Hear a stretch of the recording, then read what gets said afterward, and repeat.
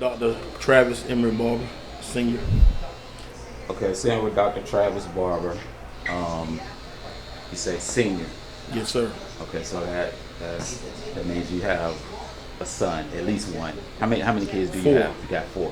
2 grandkids. Two grandkids. What do you have? Boys. 4 boys. All boys. All boys. 1 grandson, 1 granddaughter. One granddaughter. Okay. So with the media kit you provided with me, I see it says you were born in Beaufort, South Carolina, raised in Fairburn, Georgia. When did you move to Fairburn? Were you here like pretty much all your life? Soon they cut the umbilical cord, we came back Okay, to Georgia. So you was raised in Yes, Fairburn. sir. Okay. So what was that like? How was that for you? What, being raised in Fairburn? Yeah, how was your childhood, put it that way? My childhood was cool, you know, like back in them days, you didn't know you was poor, you just having fun. Right. We run around there thugging and watching the dope boys and the pimps and the alcoholics, the crackheads and the J's coming through. It was like a real live movie set in my neighborhood. Okay, so I see on your sweater you got the 1MoQuestion. That's the brand. What's the meaning behind that? 1MoQuestion is what every young boy has that doesn't have a father in the household or a positive male role model. Every young man has a question for a real man. Okay. I answer those questions. I had them. My father wasn't there.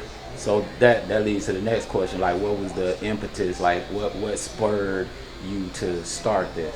10 years in prison, being away from my sons, and realizing just how incompetent I was as a father, as a husband, and really as a citizen. All I knew was fight dogs, chase women, get money, and stay out the way. I see that you were you have a 501c. 3, yes sir, nonprofit. Nonprofit. Okay, let me get back to the doctor part. Did you already have that attached to your name before going in, or did No, I was trapped going in. I was trapped. Okay. I was a street cat. I was a drug dealer. Okay. I'm the doctorate degree. I graduated June 17th. Right. I'm getting honored by the community for my philanthropic works and my consistent passion for the youth. Okay. Yeah. So I see that you have your own day. The city of South Fulton gave you your own day, November the 24th. Yes, sir.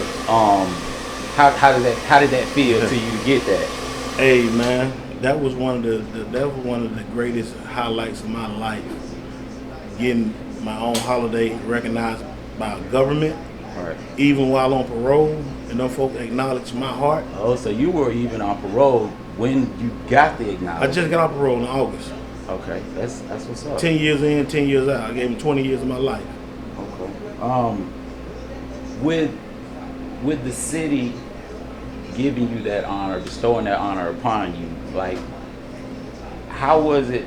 How were you able to, or what brought that upon? Like, how did you get on their radar? The whole city was talking about this 1MoQuestion. This guy named Trap. That's at every school. That's at every cookout. That's at every court hearing. That's at every event where a kid has been injured or hurt or mistreated. My consistency every day for 3 years. You were dealing with, you have local police departments, politicians, business owners, volunteers, even people coming out to volunteer and help you. Like, I guess you kind of answered my question with the question I just gave you, but how do you get all these people to, first of all, if somebody wanted to kind of do what you were doing, how could they go about getting to, with these politicians or local government or business owners and stuff? That's the thing. Everybody they be looking in the sunset. You got to look right in front of you in the parking lot. Right. When I started, it was just about these kids. I started coaching up on the alias name because I'm a felon. Right. So I started coaching. I started mentoring.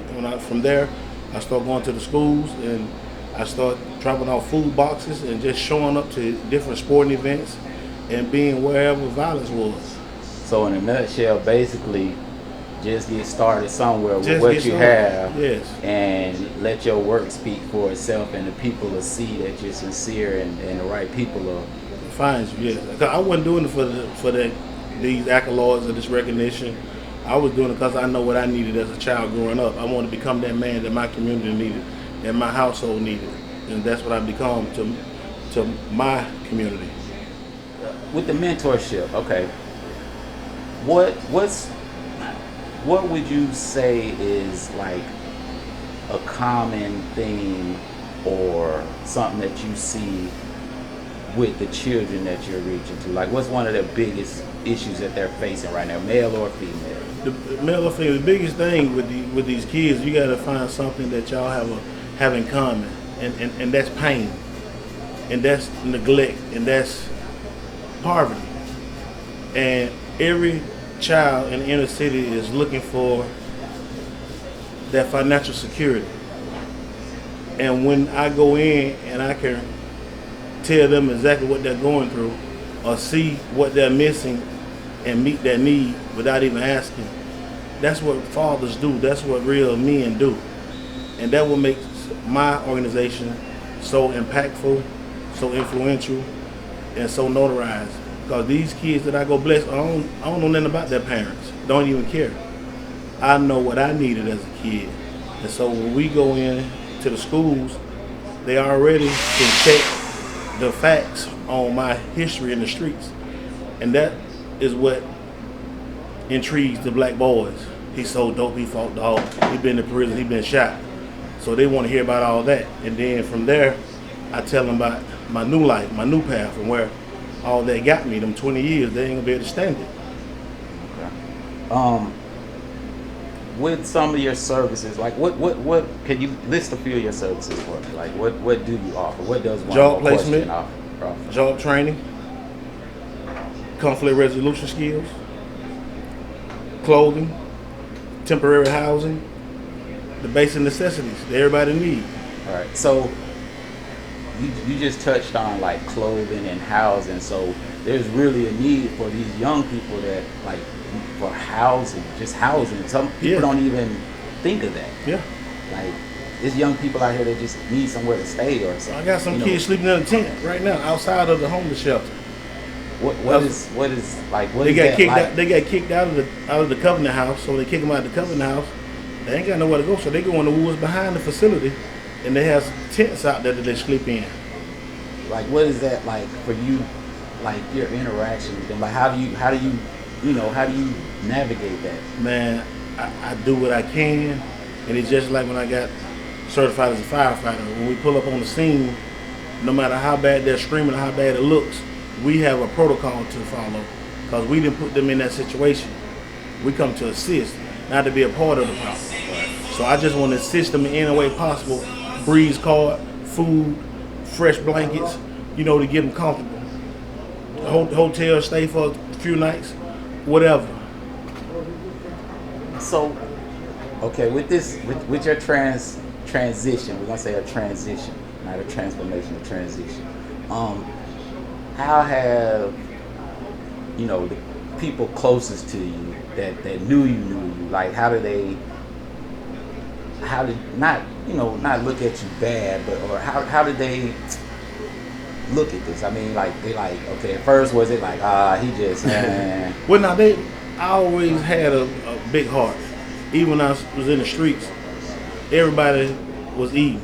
Right. And I was gonna bless them. You didn't have to sell no drugs, none of that. I'm still gonna make sure you straight, especially everybody from my community.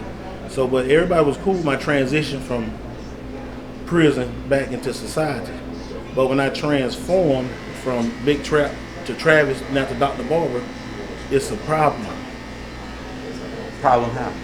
They say I'm brand new, I'm different, and I am, and I'm glad they recognize that. I'm glad you said that because with that brand new, like I feel you're supposed to change. You're supposed to evolve. Got to.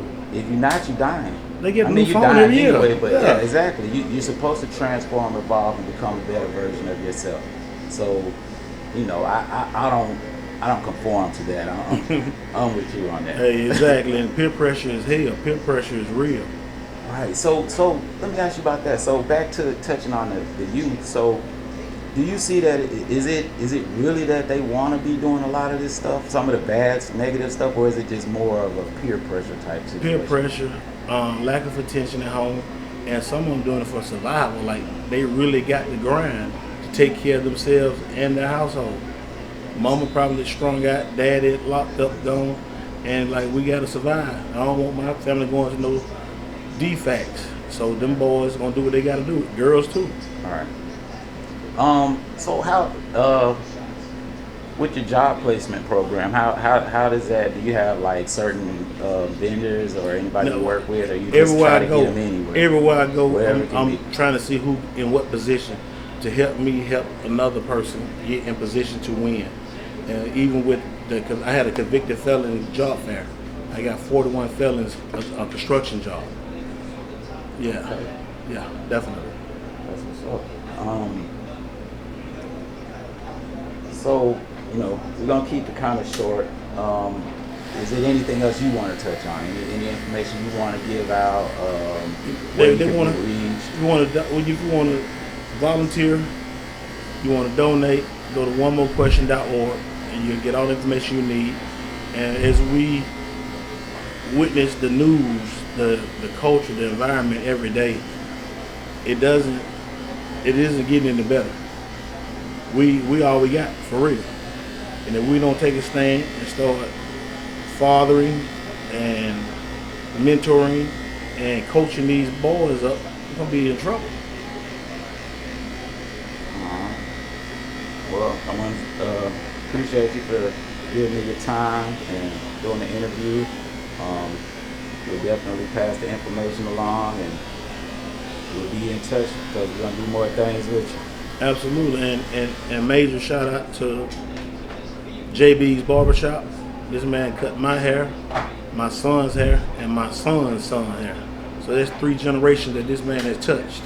And we need more men to be a staple in the community where brothers can go and have a conversation about whatever it is that's depressing them, whatever it is that's beating them down, or whatever it is they're excited about, because men really don't have an outlet. And that is what 90% of the problem is, holding stuff in. It's okay to talk. It's okay to not be okay. And on that note, we out. Thank you.